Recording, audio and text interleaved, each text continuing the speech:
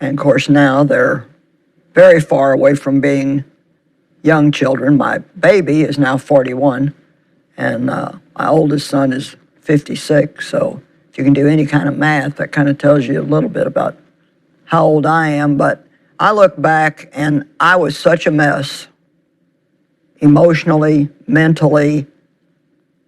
I mean, my daughter and I have talked about it, and she said, you know, with the way you were raised and what had happened to you, she said, it is amazing what a good mother you were. Mm. And I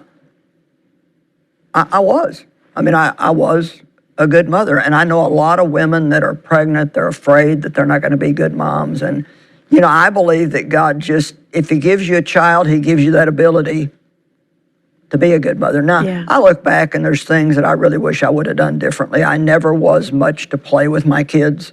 I was more the responsible. I took good care of them. I made sure that their clothes were right and their food was good, and I made sure they had toys. But nobody really played with me when I was growing up, and there was not much fun in my house. Matter of fact, I remember when I was growing up getting in trouble for laughing. So I didn't place a lot of value on fun. I didn't read to my children. Nobody ever read to me, and I didn't even know to do.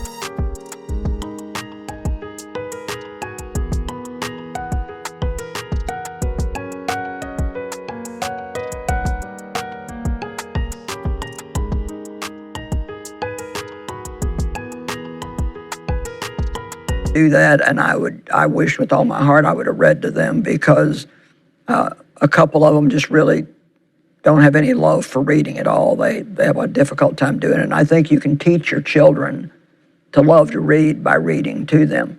But for the moms that are struggling right now, and you know, you can struggle if you have one child or if you have several. I mean, you almost always have a child that you love, but you don't like.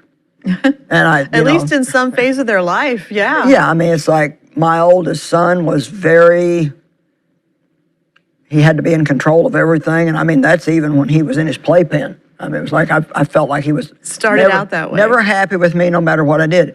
And I didn't know what in the world was wrong. And of course, now I realize he just had a strong type A personality, and we just had a lot of friction because, to be honest, we were both the same way. And so we were fighting with each other all the time.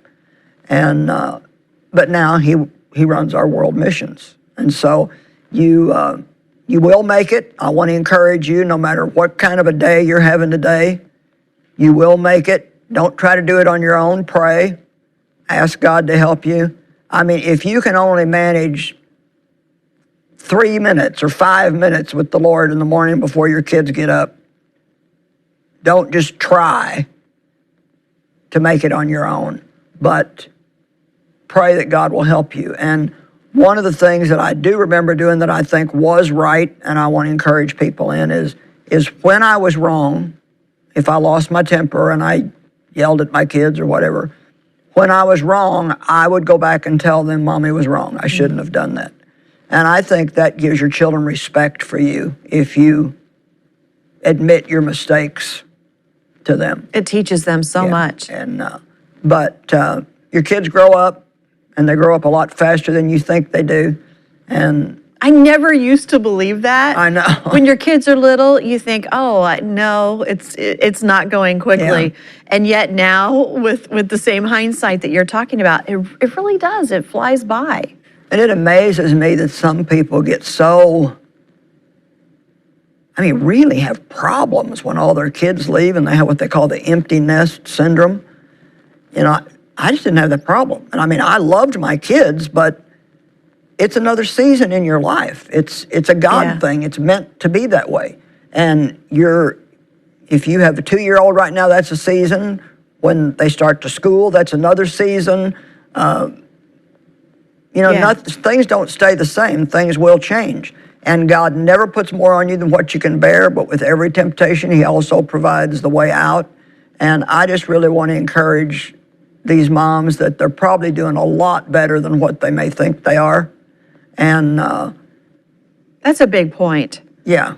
Because we do often look back at the day and only see the mistakes. Mm-hmm. We don't always see the things that God was helping us to do right. And I think it is such a refreshing thing for young moms to listen to moms who now have adult children who say they turned out okay. Right. It wasn't everything that I was afraid of. God took care of things that I couldn't. It's very reassuring. I marvel all the time because my one daughter, my oldest daughter, Laura, that girl was so disorganized and so messy and forgetful, and she hated school, and I couldn't wait to get her out of school. I mean, she just despised it. She didn't get very good grades, and she wasn't very popular, and I mean, it was just on and on and on. And I mean, I actually wondered what was going to happen to the girl when she got away from home on her own, because she just was so messy. And now, she, of course, is in her 50s, and she is like my number one helper. I don't know what in the world I would do without her. She does so many things for me and is extremely organized. And so the things that you think, my gosh, this kid's never going to change, I can tell you that they will change. Yeah. What would you say to a mom right now who is dealing with her own issues? You were still going through that healing process when you had your children. So we all have things in our own life, but we also have these other lives that we're responsible for. Right. What would you say to those moms to encourage them in as they're growing, God honors what they're doing? Yeah, I mean, God knows where you're at. He understands where you're at. And when I started teaching the Word, I didn't know anything. I mean, I had to study really hard. And I would always study things I was having problems with. Like if I was having problems with being patient, I would study on patience. And then I would teach that to my little home Bible study that I had.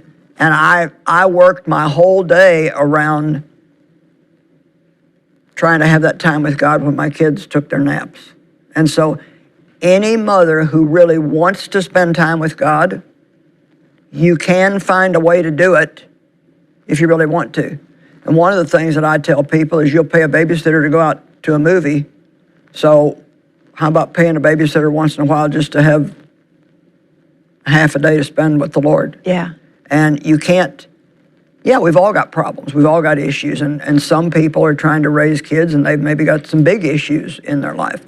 And God's willing to heal you. He's the God of restoration.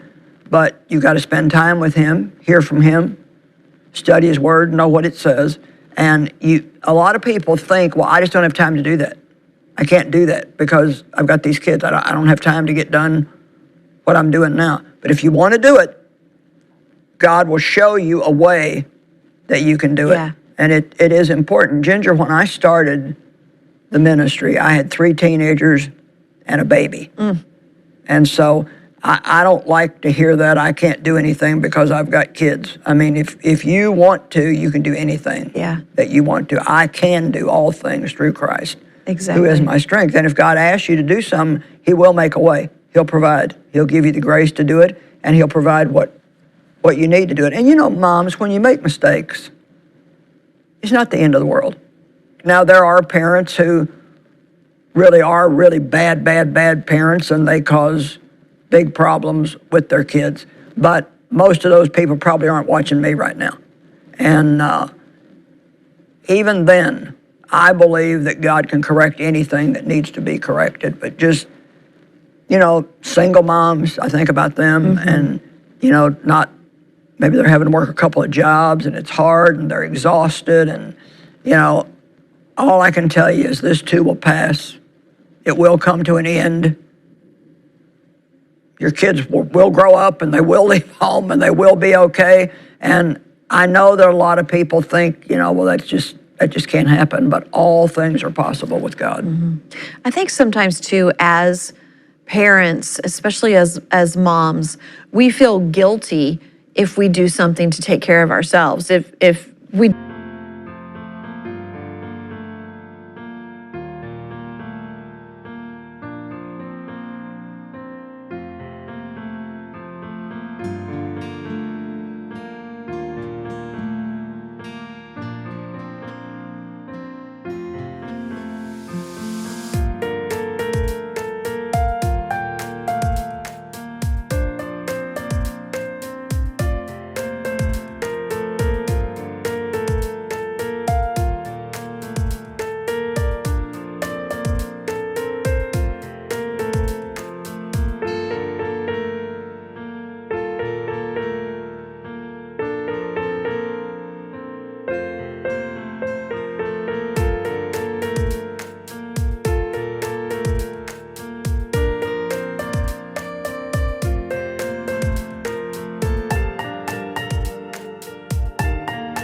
do what you say, and we're spending that time in the Word. But there's nothing better that we can give our children than for us to be healthy and close to the Lord. That's very important, but then to do other just practical things for yourself. If just getting a pedicure once every 2 weeks would really help you, then... And make you a better mom. Yeah, fine. Yeah. You need to do some things for yourself. If you don't ever do anything for yourself, you end up just feeling used. You end up just feeling like everybody that comes near you wants something, and that there's nothing left of you to give to them. And you're not being selfish if you do things for yourself. You're not being selfish if you get a babysitter once in a while and just go take an afternoon and walk in the park. Yeah. Whatever you need, whatever will help you, there's nothing wrong with doing that. And I know some people, they don't have the money to get a babysitter. Trade off with somebody. Yeah. Find somebody else that's got kids. Let's help each other. Help them and trade with each other. I just keep wanting to ask you this question. I'm always the one that's got all the problems here on the show, and so can you think of something that you did wrong with your kids when they were growing up, but everything still turned out okay? Well, so many things. I mean, I think the biggest thing for me was and nobody knows how to be a mom, but I really had no idea how to be a mom. I felt very confident in my life in every other area, but I thought, I don't have the motherhood gene. I am not going to know how to do this. And so really, all those mistakes that I did make as I was trying to figure out work-life balance and how to be the kind of mom that I wanted to be, and to lead them to the Lord, and all these different things, God just took care of systematically. And you have 2 great girls. Oh, they're wonderful. They're the joy of my life, and their families and our families, where we have our issues. We all do. Everybody has their issues, but we're close. We love to be together, and it really is God answering diligent prayer. And I think if nothing else, what I did right was really, really pray for our kids, for their spouses to be before we knew who they were, for their children to be long before they had any, all of those things, because I knew I wasn't going to do everything perfectly. I wanted to give them into God's hands over and over. So I am very grateful that I did that. That's really a good point. Pray for your children, and you'd be surprised if you pray for them, God can overcome a lot of mistakes that you make. And once again, God is the God of restoration and the God of healing. And even if you make some mistakes, you admit it. Don't, maybe the last thing I'd like to say is, don't let the devil push you into that area of trying to be a perfect parent.